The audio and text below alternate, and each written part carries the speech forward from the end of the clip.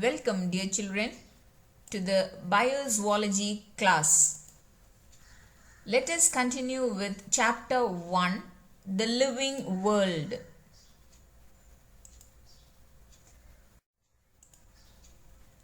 Nomenclature. Can you identify these words? Giza, Nimenne, Emberi, Manna, Duanna. What are these words? Can you identify? They all mean human in different foreign languages. So there are presently more than 6,000 languages in the world, and an animal can be named in more than 6,000 ways. And it is not possible for anyone to have a good functioning knowledge of most of the languages. Hence, there arises a need for a universally accepted scientific naming system for all organisms. So, the process of assigning scientific names to animals or taxonomic group is called nomenclature. So, nomenclature indicates the process of assigning scientific names to animals or taxonomic groups. For example, the worldwide scientific name Homo sapiens denotes human.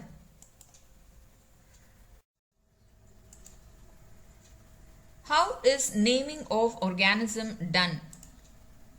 The naming of the organisms is done based on guidelines of the International Code of Zoological Nomenclature ICZN. Okay, so the International Code of Zoological Nomenclature gives the guidelines of naming organisms. The scientific name ensures that each organism has only one name. Clear? So let us start with the binomial nomenclature. Bi refers to two, nomen refers to name. So naming individuals with two scientific names is called as binomial nomenclature. Each name has two components, a generic name and a specific epithet. The generic name refers to the genus and a specific epithet refers to the species. This system of naming of organism is called binomial nomenclature, and it was popularized by Carolus Linnaeus and practiced by biologists all over the world. Here are some examples. The first one, Pavo cristatus. Can you guess what is this Pavo cristatus? It is the Indian peafowl, commonly called as peacock and national bird of India. So the binomial of Indian peafowl is Pavo cristatus. Next one is the Chalcophapus indica. What is this Chalcophapus indica? It is the common emerald dove, and it is the state bird of Tamil Nadu. And the binomial of the common emerald dove is Chalcophapus indica.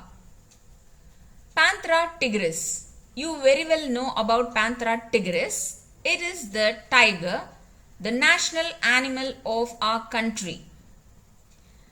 Binomially, the tiger is called as Panthera tigris.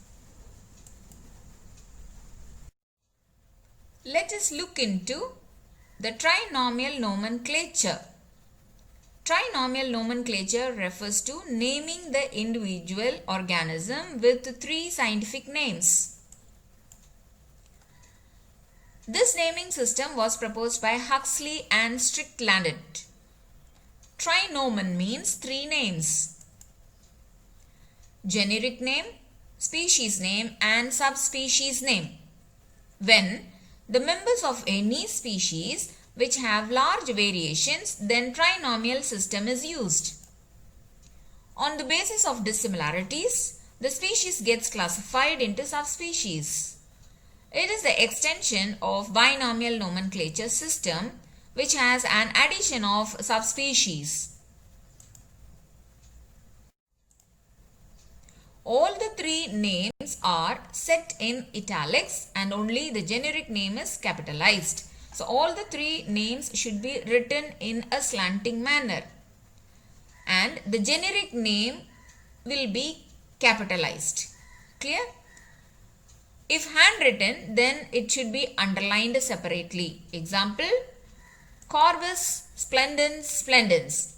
So here the Corvus splendens splendens is the Indian house crow. It has three names. Corvus refers to the generic name, splendens refers to the species name and splendens refers to the subspecies name. Next is the tautonymy.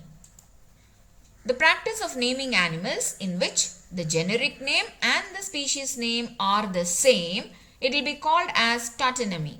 Example, Naja Naja, the Indian cobra. Clear? So here the Indian cobra has the generic name as Naja as well as the species name also Naja. So both the generic and species name are the same and this condition is called as tautonymy. Clear?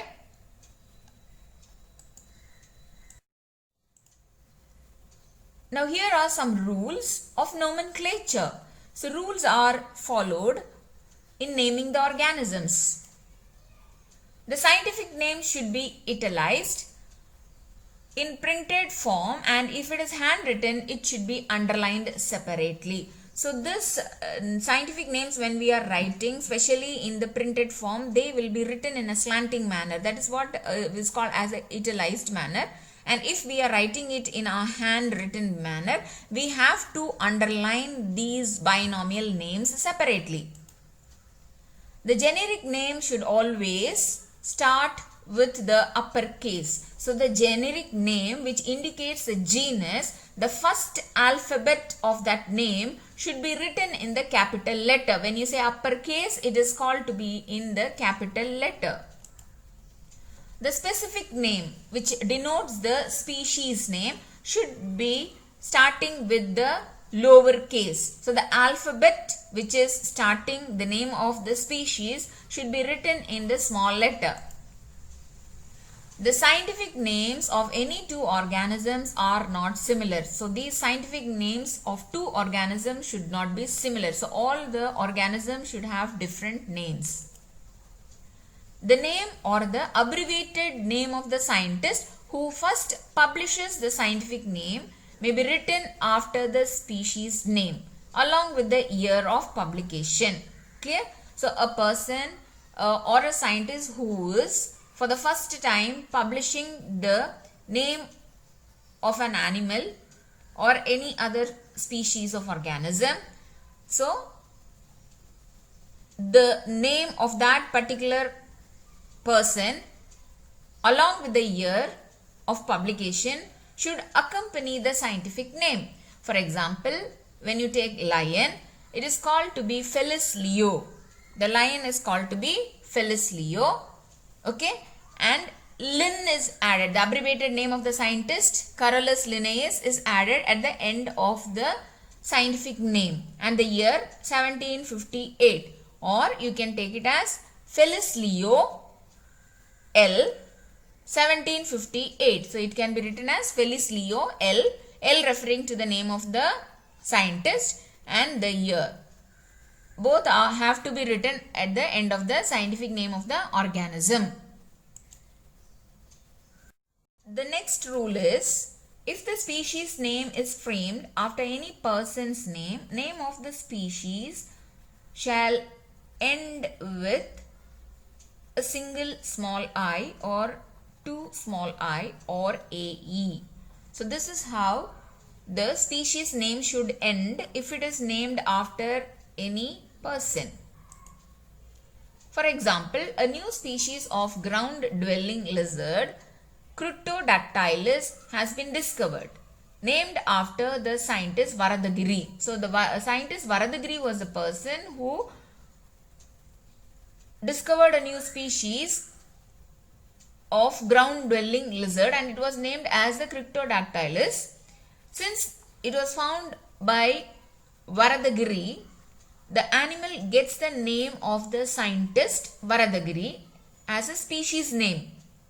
So when they are writing the species name, it is written as Varadagiri. The specific name ends with double I. Clear? So we call this organism as Cryptodactylus Varadagiri. Cryptodactylus Varadagiri. Is that clear, children? So we will continue with the concept of species in the next video class. Thank you, children.